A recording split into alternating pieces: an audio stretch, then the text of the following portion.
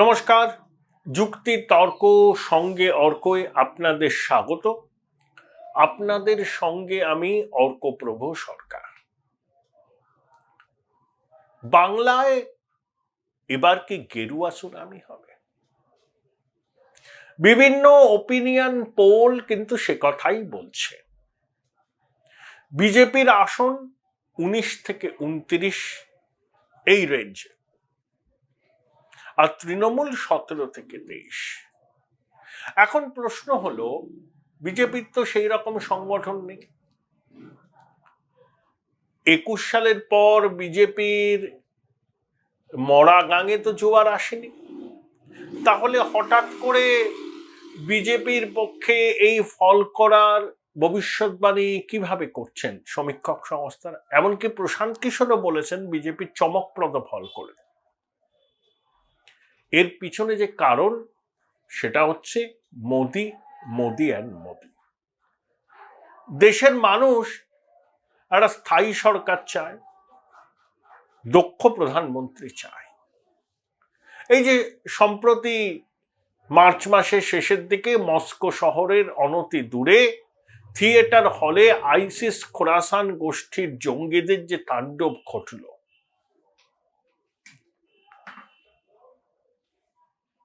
এরপরে দেশের মানুষ তাদের নিজেদের নিরাপত্তার বিষয়টা ভীষণ রকম ভাবে চিন্তা করবে। কারণ একটা স্থায়ী সবল সরকার না থাকলে পরে অভ্যন্তরীণ নিরাপত্তা কেউ কিন্তু সুনিশ্চিত করা যায় না। আপনি যেটা একটা র্যাকট্যাগ ববটেল কোয়ালিশন দিল্লিতে ক্ষমতায় আসে, তাদের ইন্টারনাল কন্ট্রাডিকশন যে পর্যায়ে যেতে পারে, অভ্যন্তরীণ সুরক্ষা বিষয়টাকে অনেক ক্ষেত্রেই কি বলবো আর কি সেই গুরুত্ব পায় না, এবং বহিঃশত্রুরা তো আমাদের ঘিরে রেখেছে, সেক্ষেত্রে দেশের সার্বিক নিরাপত্তাও বিঘ্নিত হতে পারে। তাই দেশের সার্বিক নিরাপত্তার প্রশ্নেই কিন্তু দেশের মানুষ এবার মোদিজির পক্ষে অনেকে ভোট দেবেন, এবং মোদিজির ব্যক্তিগত জনপ্রিয়তা 10 বছর পরেও কিন্তু বিন্দুমাত্র কমেনি, বরঞ্চ একই আছে, বরঞ্চ একটু বেড়েছে। তারপর হিন্দু ন্যাশনালিজম, রাম মন্দির নির্মাণের পর হিন্দু ন্যাশনালিজম একটা অন্য উচ্চতায় পৌঁছেছে, এবং আমার ধারণা উত্তর ভারত, মধ্য ভারতে বিজেপি এবার একদম অ্যাবসলিউট আসন পাবে। উত্তরপ্রদেশে হয়তো 80-র মধ্যে 77, মধ্যপ্রদেশে একটা বাদে সব, ছত্তিশগড়ে সব, রাজস্থানে সব, বিহারে একটা দুটো বাদে সব, ঝাড়খণ্ডেও বিরোধীরা খাতা খুলতে পারবে না, মহারাষ্ট্রে একটু সমস্যা হচ্ছে, কিন্তু আমার মনে হয় নির্বাচনের আগে সেটা কাটিয়ে দেবে। হিমাচল, উত্তরাখণ্ড সুইপ করবে। নর্থ ইস্টে, আসামে হেমন্ত বিশ্ব শর্মা যে 25টা আসন আছে, সেই 25টা আসনে সংখ্যাধিক্য আসনে এনডিএ পাবে। বিন্ধ্য পর্বতের দক্ষিণের তেলেঙ্গানায় 17টা আসন আছে, বিজেপি এবং কংগ্রেসের মধ্যে এবার ভাগাভাগি হয়ে যাবে আসন। কর্ণাটকের ফলাফল একই রকম হবে, একাত্রে এদিক ওদিক হতে পারে। কেরালায় বিজেপি আসন না পেলেও শতাংশের বিচারে 25% কাছাকাছি ভোট পাবে। আর তামিলনাড়ুতে এআইএডিএমকের সমর্থকদের একটা বড় অংশ বিজেপিকে ভোট দেবে। সেই জন্য আন্নামালাই ওনাদের যে রাজ্য সভাপতি, তিনি কোয়েম্বাটুরে দাঁড়াচ্ছেন, আরেকজন মন্ত্রী নীলগিরিতে দাঁড়াচ্ছেন, চেন্নাই সাউথ থেকে রাজ্যপাল দাঁড়াচ্ছেন, তো প্রাক্তন রাজ্যপাল। তো এইসব নিয়ে দেখলে আমার মনে হয় কন্যাকুমারীতে ভালো ফল করবে এনডিএ। তো আমার মনে হয় বিন্ধ্য পর্বতের দক্ষিণে, ধরুন কর্ণাটকে 28, তামিলনাড়ুতে 29, আন্ধ্রপ্রদেশে টিডিপি বিজেপি জোট ভালো ফল করবে, তেলেঙ্গানায় 17, কেরালায় 20। এই তো আসন আছে, এর মধ্যে বিজেপি গোটা 50-এর মতো আসন পেতে পারে উইথ অ্যালাই, মানে টিডিপি, ওদিকে জেডিএস ইত্যাদি।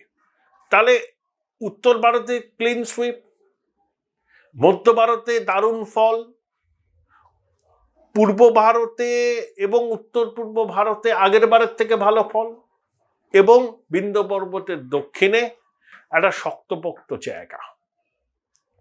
তাহলে তার অভিঘাত এই যে মুড অফ দ্য নেশন বলুন বা ন্যাশনাল মুড, তার একটা অভিঘাত তো পশ্চিমবঙ্গে পড়বে। তাহলে এখানেও অনেক অঘটন ঘটবে। যেমন কলকাতা উত্তর, এবার আর সুদীপবাবুর জেতা সহজ হবে না। কলকাতা দক্ষিণে তুল্যমূল্য লড়াই। যাদবপুর কেন্দ্রে শেষ হাসি অনির্বাণ গাঙ্গুলি হাসতে পারেন। খুব উপভোগ্য লড়াই হবে দমদম। ব্যারাকপুরে তুল্যমূল্য। উত্তরবঙ্গে রায়গঞ্জ ছাড়া অন্য সবকটা জায়গাতেই একচেটিয়া ভাবে বিজেপি জিতবে। রায়গঞ্জের লড়াই হবে। Join Indian Institute of Hotel Management now. Right choice, right decision. তারপরে আপনি আসুন কাঁথি, তমলুক, আরামবাগ, বিজেপির জয়ের সম্ভাবনা উজ্জ্বল। মেদিনীপুর, ঝাড়গ্রাম, বর্ধমান, দুর্গাপুর এবং আসানসোল বিজেপির উজ্জ্বল সম্ভাবনা। তাই আমার ধারণা বিজেপি 23-24টা আসন এই রাজ্য থেকে পাবে।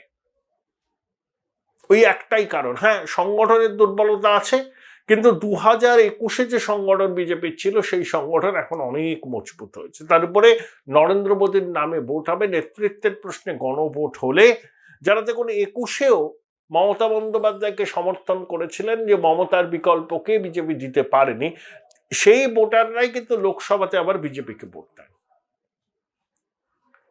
এবং তার উপরে শুভেন্দু অধিকারী যেভাবে রাজ্য চষে ফেলছেন, যেভাবে তার মানে সভাগুলোতে মানুষের উপচে পড়া ভিড় হচ্ছে, এবং শুভেন্দু কিন্তু গ্রাসরুট লেভেলে পলিটিক্স করেন, মানুষের পালসটা বোঝেন। নন্দীগ্রাম আন্দোলনের প্রোডাক্ট, জঙ্গলমহলে আন্দোলন করেছে। তো আমার ধারণা, আপনারা সহমত হতে পারেন, নাও হতে পারেন, এবার বাংলাতে গেরুয়া সুনামি হবে।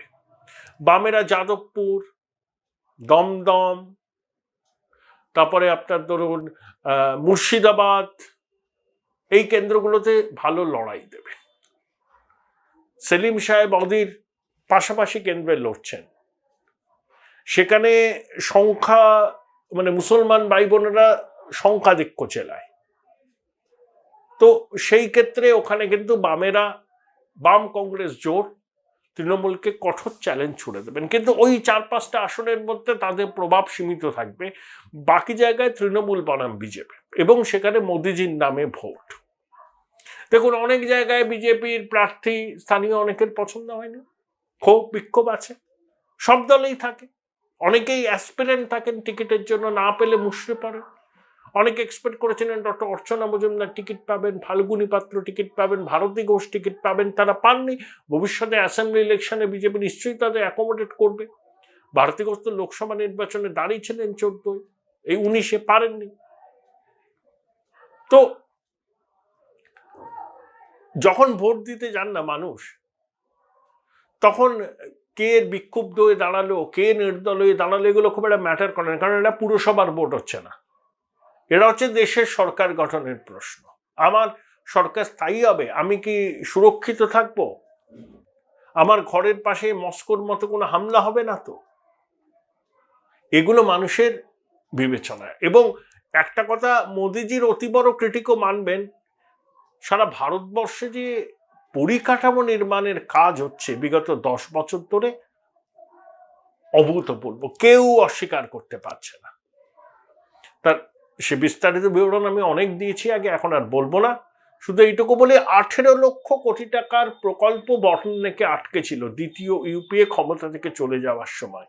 সেই অধিকাংশ প্রকল্পের কাজ শুরু হয়েছে, শেষ হয়েছে, কোনোটা শেষের মুখে। শুধু একটা বলি যে অটল সেতু, আইল্যান্ড সিটি মুম্বাইয়ের সঙ্গে নভি মুম্বাইকে যুক্ত করা হলো 21 কিলোমিটারের বেশি। সেই প্রজেক্টটা কনসিভ করা হয় নেহেরুজির সময়, হয়নি। 16 সালে টেন্ডার, 18 সালে কাজ শুরু, 20 সালে কোভিডের জন্য একটু বন্ধ, কাজ শুরু হয়ে 2024-এর 12ই জানুয়ারি দেশের মানুষের জন্য এটাকে উৎসর্গ করেছেন প্রধানমন্ত্রী। এরকম বহু প্রকল্পের কাজ শেষ পর্যায়ে আছে। অর্থাৎ ফিজিক্যাল ইনফ্রাস্ট্রাকচার ভারতবর্ষে যা তৈরি হয়েছে বিগত 10 বছর ধরে এবং হচ্ছে, মানুষ দেখতে পাচ্ছে এই কাজগুলো, খাতায় কলমে না, একদম বাস্তবে রুক্ষ মাটিতে, তার একটা পজিটিভ ইম্প্যাক্ট পড়বে। তাই সব মিলিয়ে এবার কিন্তু মেইনস্ট্রিম ন্যাশনাল পলিটিক্সের সঙ্গে পশ্চিমবঙ্গ যুক্ত হবে, দেখে নেবেন। এবং প্রশান্ত কিশোরের কথায় আমি একমত। প্রশান্ত কিশোর তার রিসোর্স, তার ম্যান পাওয়ার, তার আইপ্যাকের থেকে ফিডব্যাক নেন। আমি তো অনেক দিন আগে থেকে বলছি এ রাজ্যে বিজেপি আশাতীত ফল করবে। অনেকে তার অবিচুয়ারি লিখতে শুরু করেছিলেন, এখন অনেকে আবার বাস্তবটা বুঝে তাদের অবস্থান পরিবর্তন করছেন, অবস্থান পরিবর্তনকে স্বাগত জানায়। এ রাজ্যেও অনেক ইন্দ্রপতন হবে, এমন এমন কিছু আসনে অঘটন ঘটবে যেটা আমরা কল্পনাতেও করতে পারিনি এতদিন। এবং বাংলায় বিজেপির আসন সংখ্যা আগের থেকে বেশ কয়েকটি বাড়বে, এবং তার মধ্যে এমন কয়েকটি আসন থাকবে যে আসনে বিজেপি জিততে পারে অতি কল্পনাতেও আমরা হয়তো এখন কল্পনা করতে পারছি না। কিন্তু 4 জুন যেদিন ফলাফল ঘোষিত হবে সেদিন দেখবেন যে এমন কিছু আসনে বিজেপি জয়লাভ করেছে দূরতম কল্পনাতেও আমরা ভাবতে পারিনি যে এই আসনগুলোতে পদ্মফুল ফুটতে